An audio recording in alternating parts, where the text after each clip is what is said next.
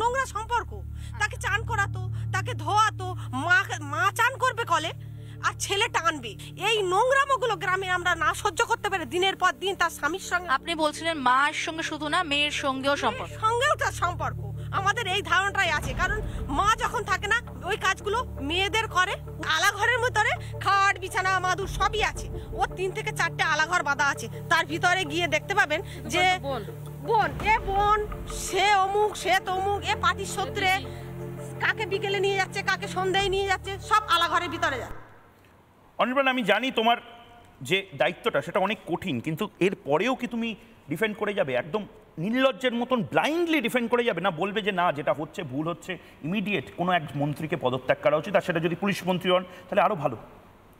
এই পদত্যাগের বিষয়ে পরে আসছি। প্রথমেই বলি যে প্রতিবেদনগুলি আপনারা দেখাচ্ছেন, আমি আশা করব তাতে কোনো রকম প্রতারণা নেই, এবং এর কিয়দংশও যদি সত্যি হয়ে থাকে এক্ষেত্রে যারা যারা অভিযুক্ত, সেই শিবু সর্দার, উত্তম হাজরা, কি নাম যা যা বললেন, শেখ শাহজাহান, এদের তৃণমূল কংগ্রেস তারা করেন কি করেন না, তাদের ক্ষমতায় আছেন না নেই, সেগুলি ইম্যাটেরিয়াল।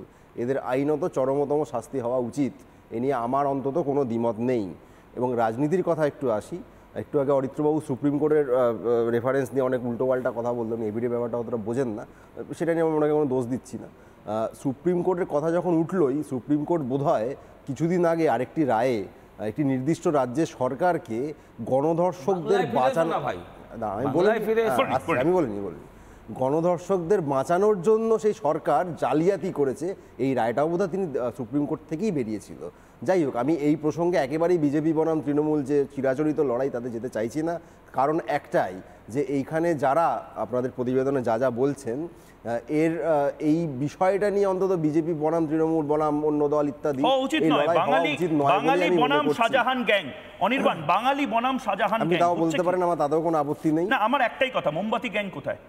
সেটা মোমবাতি যারা নিয়ে গ্যাং করে তাদেরকে জিজ্ঞাসা করুন। আমি তো জানতাম ব্রাত্য বসু থেকে শুরু করে অর্পিতা ঘোষ থেকে শুরু করে বহু তৃণমূলের নেতা বর্তমানে তারা মোমবাতি জ্বালিয়েছিলেন, তারা নন্দীগ্রামে গেছিলেন, তারা বড় বড় লেখা লিখেছিলেন। তারা কোথায়? কেন তাদেরকে পাওয়া যাচ্ছে না সন্দেশখালীতে? সেটা তাদের সরাসরি জিজ্ঞাসা করে। না, তার মানে তারা শীত ঘুমে চলে গেছেন, বা তারা হয়তো পেমেন্ট পাচ্ছেন না, যেটা সজল ঘোষ বলেন। তৃণমূল কংগ্রেসের একজন বক্তা, একজন রাজনৈতিক ব্যক্তিত্ব, তিনি শাহজাহানকে স্বাধীনতা সংগ্রামী বলেছেন, স্বাধীনতা সংগ্রামীদের সাথে তুলনা করেছেন। আপনার চ্যানেলে দেখানো হয়েছে, আপনি খুঁজে দেখেন বলেছেন। জবনদেব চট্টোপাধ্যায় বলেছেন। আপনি এই স্বাধীনতা সংগ্রামী বা বাঘ, এই স্বাধীনতা সংগ্রামী বা বাঘ কি কি করেছিল, আমি আবার ফিরে যাব। আমি দিদির কাছে যাওয়ার আগে এবং এই মুহূর্তে কৌশিকদার কাছে যাওয়ার আগে আবার ফিরে যাব। প্রথমে আবারও বলছি, যারা আজ জবাব চায় বাংলাতে এই বক্তব্যগুলো শুনছেন না, রিপিট টেলিকাস্টে শুনুন, শেয়ার করুন, ভাইরাল করুন, কারণ এইগুলো গোটা বিশ্বের জানা উচিত। শুনে নিন, ট্রান্সলেট করে নিন, যে বোঝে না বাংলা তাকে বাংলার থেকে হিন্দি করে পাঠান, কিন্তু দেখান।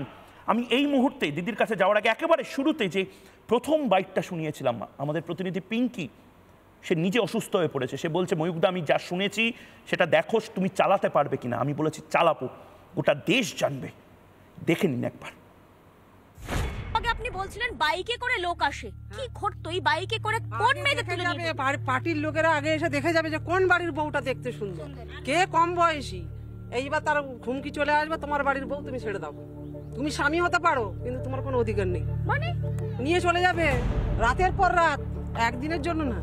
যতক্ষণ তাদের নাম মন ভরবে ততক্ষণ তোমার কিন্তু রেহাই নেই। ওদের দল আছে 25 জন 30 জন, বাইক বলার সঙ্গে সঙ্গে চলে আসবে। আমারও একই অভিজ্ঞতা, রাত ভিতরে আসতো, জোরজবস্তিগত মহিলাদের তুলে নিয়ে যেত, নিয়ে গিয়ে ওই রাখতো পার্টি অফিসে, তারপরে ভোরের বেলায় ছেড়ে দিত। কেন, কি অফিসে মিটিং হতো? পার্টি অফিসে, যেখানে মহিলাদের রাত্রেবেলা রেখে দিতে হতো। এটা তো ওরাই বলতে পারবে কি মিটিং হয়। আপনি একটা মহিলা নিশ্চয় বুঝতে পারছেন কি মিটিং করে উত্তম সর্দার, শিবু হাজরা। মহিলাদের উপরেই তো টার্গেট করে, উনি তো সবসময় টার্গেট করেই আসবে, বলবে এখানে চলো ওখানে চলো। কেন আমরা আজকে বাচ্চা ছেড়ে স্বামী ছেড়ে ওনার কোথায় আমাদের চলতে হবে? মানে এই ভোট যখন আসবে তখন মানে আমাদের নিরাপদে আমরা থাকতে পারি না।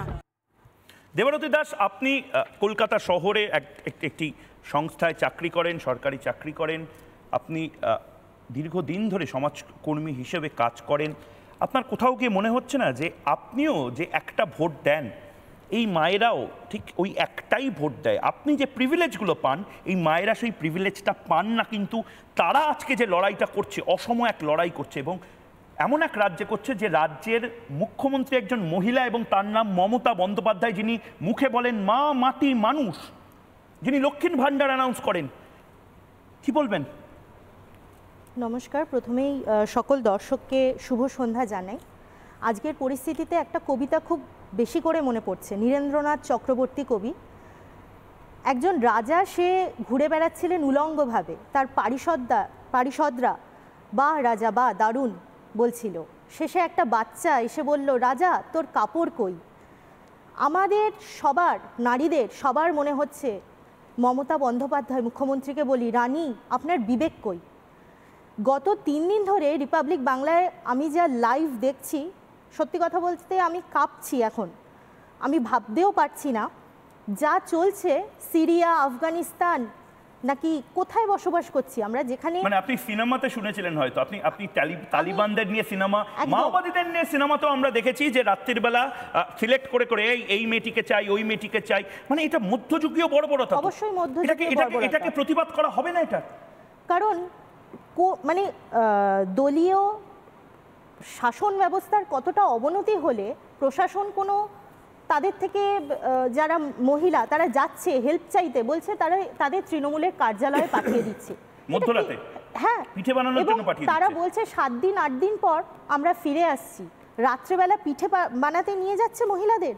এটা আমরা কোন দেশে থাকছি? না, পিঠে বানানো মানে আমি ক্ষমা প্রার্থী, কিন্তু এবং ওখানে মহিলা মহিলাদেরই কথা ডাকছে। বলতে পারছেন না, যা পিঠে বানানোর নামে যা জিনিস করতে বলা হয়েছে, তাদের সাথে করা হয়েছে। মানে মিডিয়াতে এগুলো শোনানো যায় না দিদি, যে জিনিসগুলো হচ্ছে। এবং অদ্ভুত লাগছে, নন্দীগ্রাম, নেতাই, লালগড়ে যারা বিশাল প্রতিবাদী সেজেছিলেন, পয়সা পেয়েছিলেন কিনা জানি না, এখন তারা কমিটিজীবী হয়ে সিট মোছেন, তারা একেবারে চুপচাপ, তারা প্রিমিয়ারে বসে রয়েছেন। আমি জানি এই মুহূর্তে বাংলায় বহু সিনেমার প্রিমিয়ারের নৈশ পার্টিতে তারা হয়তো ঘুরে ফিরে বেড়াচ্ছেন, তারা একটা কথা বলছেন না। এরপরেও তাদেরকে রেসপেক্ট করবে মানুষ, এরপরেও তাদের সিনেমা দেখতে যাবে, বই মেলাতে তাদের বই কিনবে, তাদের জন্য অটোগ্রাফ সংগ্রহ করবে, লাইন দিয়ে দাঁড়িয়ে সেলফি তুলবে।